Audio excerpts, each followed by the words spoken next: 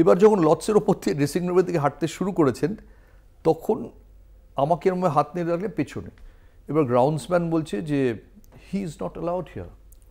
ইমরান তখন অন্য জগতে, ইমরান বলছে যে he is with me cup. মানে ইমরান তখন ওই গাভাস্কারের রিটায়ারমেন্টটা এমন একটা শক হয়েছে, আর একটা ভারতীয় সাংবাদিককে দেখে সেই শকটা আরও বেড়েছে, যে আমি লর্ডস মাঠের ভেতর দিয়ে হেঁটে, যেটা আজ আর কখনো হাঁটতে পারিনি, হেঁটে ড্রেসিং রুমে গেলাম। এবার আমার এখনও মনে আছে দিলীপ ভেঙ্কসারকার ড্রেসিং রুমের মুখে দাঁড়িয়েছিলেন, উনি আমায় দেখে অবাক হয়ে গেছেন যে আমি কি করে মাঠের ভেতর দিয়ে হেঁটে ওরমভাবে ঢুকছি। আচ্ছা, তো ইমরানকে বললাম যে আমি কি রেকর্ডারটা, তখন মাইক্রো ক্যাসেট রেকর্ডারের রেকর্ডিং হতো, তখন তো মোবাইলে হতো, বের করবো। তো উনি বললেন না, তুমি ড্রেসিং রুমের মধ্যে বসো।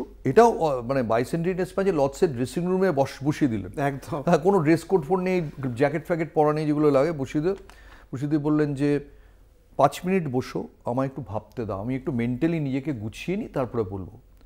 মানে একটা প্রিয়জন চলে গেলে যেরকম রিয়াকশন হয়, তারপরে এলেন এবং তোমায় বিশ্বাস করতে হবে, আমাকে একটা প্রশ্নও করতে হয়নি।